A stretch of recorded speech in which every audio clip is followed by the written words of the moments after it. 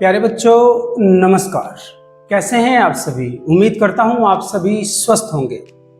तो आपका स्वागत है संडे स्टोरी में, जहां मैं हर संडे को एक स्टोरी लाता हूं जो मोरल बेस्ड होती है, जो आपको नैतिकता की ओर ले जाती है और जिंदगी में सुखमय कैसे रहना है, खुश होकर कैसे रहना है, उससे रिलेटेड ये स्टोरी होती है।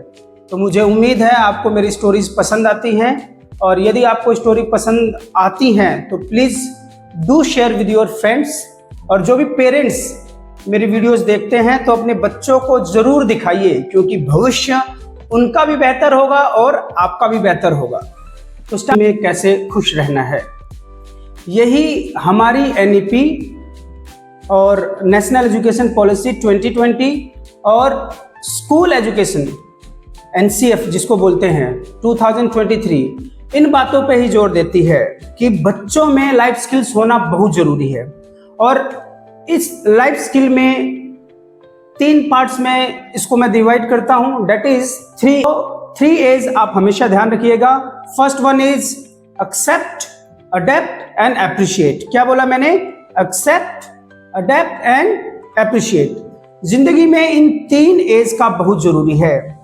हमारी परिस्थितियां कैसे भी हों, लेकिन मनस्थिति कभी भी दुख नहीं होना चाहिए। परिस्थितियां अपने हिसाब से बदलती रहेंगी, लेकिन जो हमारी मनस्थिति है, जो हमारे मन के भाव हैं, उसमें हमें सोचना है कि हम खुश कैसे रहें। तो आपको मैं कहानी सुनाता हूं। किसी गांव में एक ब्राह्मण परिवार रहता था। तो उनकी जिंदगी अच्छी चल रही थी, दाल रोटी का इंतजाम हो जाता था। तो एक बार क्या हुआ कि एक रोज शाम को ब्राह्मण की पत्नी आई और ब्राह्मण से उसने कहा कि मुझे आपसे कुछ बात कहनी है। ब्राह्मण ने बोला, जी कहो, बिल्कुल कहो। तो उसने बताया कि गांव के किसी पुरुष ने हमें एक गाय दान दी है। ब्राह्मण बहुत खुश हुआ, बोला, अरे वाह, ये तो बहुत अच्छी बात है। अब हमें भी दूध पीने को मिलेगा और बच्चों को भी दूध पीने को मिलेगा। तो गाय से दूध आने लग गया। ब्राह्मण परिवार बहुत खुश रहता था। दूध, दही, मक्खन जो भी भरपूर पाए थे। लेकिन एक रोज ब्राह्मण की जो धर्म पत्नी है फिर से ब्राह्मण के पास गई, लेकिन इस बार वह थोड़ा उदास थी। उसने ब्राह्मण से कहा कि मुझे आपसे एक बात कहनी है। ब्राह्मण ने कहा, कहिए, क्या बात कहनी है? उसने कहा कि जिस पुरुष ने वो गाय हमें दान दी थी ना, वो अपनी गाय ले गया। ब्राह्मण ने बोला, ये तो बहुत अच्छी बात है। तो ब्राह्मण की पत्नी को बहुत ही अचंभा हुआ, आश्चर्य हुआ। She was very surprised. तो उसने कहा कि इसमें क्या अच्छी बात है? पहले हम लोग दूध दही वगैरह खाने को भरपूर मिलता था, अब वो गाय ले गया, अब इसमें अच्छी बात क्या है? तो ब्राह्मण ने बोला, अरे रोजाना की झिकझिक से तो अब बचेंगे हम। गोबर उठाना पड़ता था, उसके लिए घास का प्रबंध करना पड़ता था, चारे का प्रबंध करना पड़ता था। तो ब्राह्मण की मनोस्थिति देखिए, स्थितियां बदल गई। एक में भगवान ने उसको दिया तो भी उसने भगवान का शुक्राना किया, और एक बार भगवान ने उससे ले लिया तो भी उसने भगवान का शुक्राना किया। तो प्यारे बच्चों, जिंदगी में हमें यही सीखना है।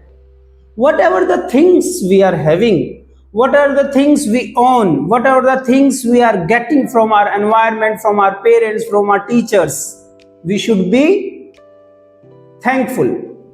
We should express our gratitude to our parents, our teachers and to this whole universe कि हमें इतनी सारी चीज मिल रही हैं, लेकिन यही यूनिवर्स, यही ब्रह्मांड जब कोई चीज हमसे ले लेता है तो शोक मनाने की जरूरत नहीं है। उसमें भी अपनी मनोस्थिति अच्छी रखिए। तो समय के अनुसार हमें अपने आप को अडेप्ट करना बहुत जरूरी है। समय और परिस्थितियों के अनुसार हमें अपने आप को ढालना बहुत जरूरी है, क्योंकि आने वाले समय में केवल वही सरवाइव कर पाएंगे जो अपने आप को क्या कर सकते हैं?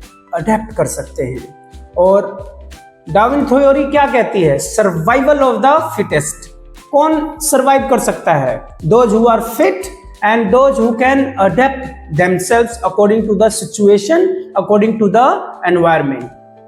तो प्यारे दोस्तों, जिंदगी में जो आपके आते हैं, जिंदगी में जो खुशियां मिलती हैं, उसका भरपूर स्वागत कीजिए। और कई लोग चले जाते हैं, कई लोग बिछड़ जाते हैं, कई खुशियां चली जाती हैं, कई जो हमारे लग्जरीज होती हैं समय के अनुसार समाप्त हो जाती हैं, तो भी खुश रहिए, क्योंकि हमारी मनोस्थिति हमारी परिस्थितियों के अनुसार चेंज नहीं होनी चाहिए। We should live a balanced life. तो आज की कहानी का केवल इतना सा सार है कि हमें अपने आप को परिस्थितियों के अनुसार ढाल लेना चाहिए। We should not be rigid. हमें इतना टफ और रिजिड नहीं होना चाहिए कि हम टूट ही जाएं। तो समय के अनुसार हमें अपने आप को ढाल लेना चाहिए। और संस्कृत जो भी पेरेंट्स हैं, प्लीज अपने बच्चों को जरूर दिखाएं, क्योंकि आज के समय में आपको समय नहीं मिलता, हमें समय है मोरल एजुकेशन देने के लिए, हमें समय बीइंग अ टीचर। ये मेरा धर्म बनता है कि मैं अपने बच्चों को एक बेहतर भविष्य के लिए तैयार करूं।